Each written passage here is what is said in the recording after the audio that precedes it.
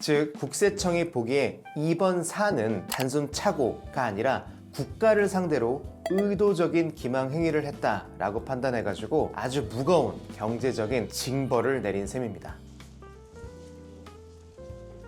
세무사님 네네네. 지금 뉴스 보셨나요? 뭔데요?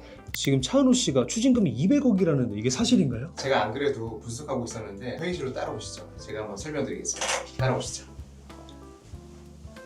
지금 뉴스 보면 추징금이 200억이라고 하는데 연예인 역사상 이런 적이 있었나요? 저도 그 소식 듣고 정말 놀랐습니다. 왜냐면 연예인 한 명에게 부과되는 추징금 200억이라는 건 정말 대한민국 역사상, 세무 역사상 전례를 찾기 힘든 역대급 금액인 건데요. 보통 대형 기획사 전체가 수백억 단위 조사를 받는 경우는 있어요. 근데 개인 아티스트 개별 안으로 이 정도 숫자가 찍혔다는 거는 단순한 누락 수준 자체가 아닙니다. 누락이 아니면 어떤 거죠? 이는 오랫동안 국세청이 치밀하게 내사해가지고 확실한 증거 잡고 칼을 빼들었다는 강력한 시그널로 사실 해석을 하셔야 돼요. 그럼 차은우 씨가 도대체 뭘 어떻게 했길래 200억이나 숫자가 좀 나오는 걸까요? 일반적인 세금 신고 누락은 사실 몇천 단위에서 억 단위에서 그치는데요. 200억은 정말 이야기가 다릅니다. 이는 사실 수년간 발생한 수천억 원대 매출을 조직적으로 누락했거나 실체 없는 법인을 통해 가지고 세금을 원천적으로 봉쇄하려고 했다는 정황이 포착이 된 결과입니다. 단순히 몰라서 안 냈다라고 하기에는 금액이 사실 너무 커요. 원래 본래 냈었어야 할 본세에 더해 가지고 고의적인 탈세 매겨제는 징벌적 성격의 가산세가 눈덩이처럼 불어나면서 이런 비현실적인 숫자가 만들어진 겁니다. 지금 뉴스 보니까 뭐 조사 사국이 떴다 막 이런 얘기가 나오는데 도대체 이 조사 사국이 뭔가요? 업계에서는 조사 사국이 떴다는 소문이 돌면은 다들 가슴부터 철렁합니다. 왜냐면 정기조사가 아니라 비정기 특별세무조사, 즉 탈세 혐의를 확실하게 포착하고 투입되는 소위 말해서 특수부대이기 때문인 건데요. 예고 없이 들어닥쳐가지고 장부라든가 하드디스크, 영치에 가는데 한 번의 조사가 시작되면 먼지 수준이 아니라 뼈까지 발라낼 정도로 아주 집요하게 파고듭니다. 드라마에서 보는 것처럼 이게 막 그냥 다 갖고 가는 그런 건가요? 맞아요. 이게 정말 심각하게 조사를 하는 건데요. 사실상 국세청이 반드시 잡아내겠다는 강력한 의지를 가지고 투입하는 최정예 부대라고 보시면 됩니다. 그럼 이 추징금 절반이 가산세라고 하는데 어떻게 보면 좀 이제 괘씸죄 이런 벌금인 건가요? 비유하자면 맞습니다. 세법에서는 이를 부당 과소신고 가산세라고 하는데 일반적인 실수에는 10%에 대한 가산세를 매기지만 고의적인 탈세는 무려 40%의 무거운 세율을 적용합니다. 여기에 세금을 늦게 낸 기간만큼 붙는 이자 성격의 가산세까지 더해지니 금액이 폭증한 거죠. 즉 국세청이 보기에 이번 사안은 단순 착오가 아니라 국가를 상대로 의도적인 기망 행위를 했다라고 판단해가지고 아주 무거운 경제적인 징벌을 내린 셈입니다. 그럼 지금 뉴스에서 보면은 이제 뭐 가족법인을 운영했는데 알고 보니 그게 뭐 장어 식당이었다 뭐 이런 얘기가 나오는데 이게 가능한 건가요? 세무사 입장에서 보면 사실 실소가 나오는 상황인 건데요. 매니지먼트 사업을 하겠다는 법인의 주소가 식당이나 본인의 자택이라는 건 사업의 실체가 없음을 스스로 증명하는 꼴이거든요. 직원이 출근하고 업무를 볼 공간도 없으면서 법인 명의로 세금 혜택만 받겠다는 건 전형적인 페이퍼 컴퍼니의 수법입니다. 이런 명백한 정황은 국세청 조사관들에게 우리는 탈세를 위해 만들어진 가짜 회사다 라고 대놓고 광고하는 거랑 다름이 없습니다. 국세청에서도 똑같이 이런 관점으로 여기는 페이퍼 컴퍼니다 라고 이렇게 본 거겠네요. 그쵸, 그렇게 볼 수도 있습니다. 국세청 논리는 사실 명확합니다. 사람도 없고 장소도 없는데 무슨 사업을 했냐라는 거죠. 사실 겉모양만 법인일 뿐인 거고 실질은 개인의 수익을 법인 통장으로 돌려 세금을 깎으려는 도구로 본 겁니다. 법인은 법으로 인격을 부여받은 별개의 존재인데 그 실체가 전혀 증명되지 않으니까 국세청은 이를 허상으로 규정하고 법인격을 부인해버린 겁니다. 결국 법인으로 낸 낮은 세금 대신 높은 개인소득세율로 다시 계산해 세금 폭탄을 때린 거죠. 그 장소 사진 보니까 안에 완전 공터처럼 비어져 있고 하던데 그러면 차은우 씨 입장에서는 그래도 뭔가 일을 하기 위해 만들어졌다 이런 주장을 할 것 같은데 그러면 어떤 입증을 좀 해야 되는 건가요? 사실 이 억울함을 풀려면은 단순하게 말뿐이 아니라 객관적으로 업무 증거가 있어야 했습니다. 예를 들면 직원의 4대 보험 가입 내역이라든가 구체적인 근무 일지, 법인 계좌로 집행된 업무 비용의 증빙 서류들이 필수적입니다. 단순하게 어머님이 도와주셨다라는 주장만으로는 절대 부족합니다. 실제 사무실 임대차 계약서와 그곳에서 일어난 회의록 등 누가 봐도 이 회사가 경제 활동을 하고 있다는 실체를 보여줘야 되는데요. 이번 건은 그런 기초적인 방어선조차 없었던 것으로 보여집니다. 본인 이름으로 그냥 세금 내면 될 건데 왜 굳이 법인으로 만든 건가요?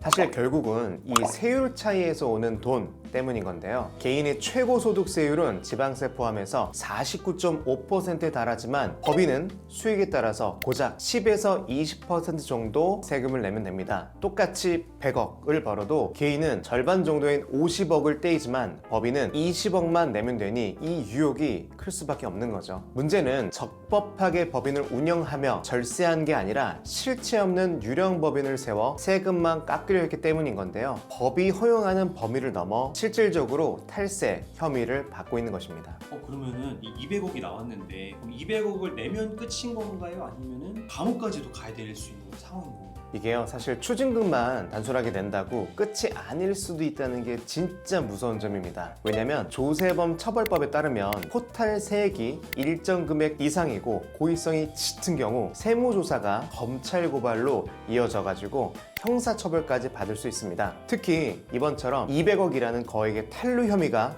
인정된다면 벌금형을 넘어 실형 가능성도 배제할 수는 없습니다. 이는 단순한 경제적 손실을 넘어 연예인으로서의 생명이 끝날 수도 있는 아주 중차대한 범죄로 다뤄질 수도 있는 사안입니다. 저도 뉴스만 봤을 때는 잘 몰랐는데 세무사님 얘기를 들어보니까 굉장히 심각한 어떻게 보면 범죄네요. 그러면 만약에 이렇게 문제가 되지 않기 위해서 사전에 컨설팅을 요청했다면 그럼 세무사님께서는 어떻게 좀 하셨을 것 같나요?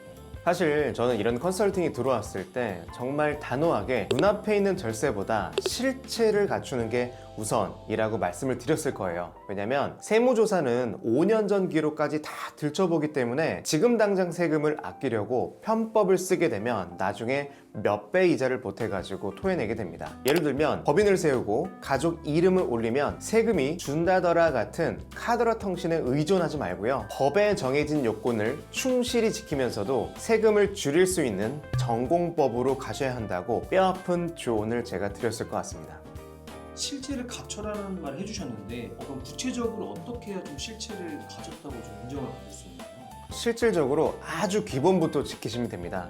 정말 실제로 직원을 채용하고 정기적으로 급여를 지급하고 임대차 계약이 된 진짜 사무실에서 업무가 이루어져야 됩니다. 또한 법인카드를 사적으로 쓰지 않고 업무 연관성을 증빙하는 등 회계 처리를 투명하게 유지하는 것이 국세청의 칼날을 피하는 가장 확실한 방패입니다. 법인은 내가 만든 것이라는 생각에서 벗어나서 법인을 하나의 독립된 인격체로 존중하고 관리하는 태도가 정말 필요합니다. 보통 법인 만들면 내가 만들었으니까 내 거야 라는 생각을 많이 하시는데 그렇다면 일반 사업자분들이 이 법인을 운영하실 때 가장 많이 하시는 실수가 좀 뭐가 있을까요? 첫 번째는 주소지만 빌리는 페이퍼 컴퍼니의 설립인 거고, 둘째는 근무하지 않는 가족을 직원으로 올려가지고 월급을 주는 겁니다. 마지막 셋째는 법인카드로 마트에서 장을 보거나 백화점 쇼핑하는 사적 유용입니다. 국세청의 빅데이터 분석 능력은 상상 이상입니다. 나 하나쯤은 안 걸리겠지 라는 안일한 생각이 결국 수년 뒤 걷잡을 수 없는 세금 폭탄으로 돌아온다는 것을 명심하셔야 됩니다. 일 안 하는 배우자 월급 주다가 걸리면 이것도 다 토해내야 되나요? 맞습니다. 예외는 없습니다. 실제 근무 사실을 입증하지 못한다면 그동안 지급한 급여 전체가 비용으로 인정되지 않아 세금이 재계산되고 가산세까지 더해져 전부 추징당합니다. 심지어 이를 증빙하려고 허위 서류를 만들면 더 큰 법적 책임을 질 수도 있습니다. 가족을 직원으로 채용할 때는 반드시 실제 수행하는 업무가 무엇인지를 명확히 정의하고 그에 합당한 객관적인 근거를 남겨두셔야 됩니다. 법인으로 슈퍼카도 여러 대 해가지고 타고 다녔다는 것도 있는데 이것도 좀 문제가 되는 걸까요? 조사 4국이 투입될 정도면 이런 사적 유용은 기본 중의 기본으로 들여다봅니다. 연예인이나 고소득 사업자가 법인 명의로 고가의 슈퍼카를 타면서 실제로는 개인 용도로 쓰는 것은 국세청이 가장 전형적으로 꼽는 탈세 유형입니다. 단순히 차량뿐만 아니라 명품에 대한 구매, 해외여행 경비 등을 법인 비용으로 처리했는지 여부는 조사관들이 가장 먼저 체크하는 포인트 중에 하나였을 겁니다.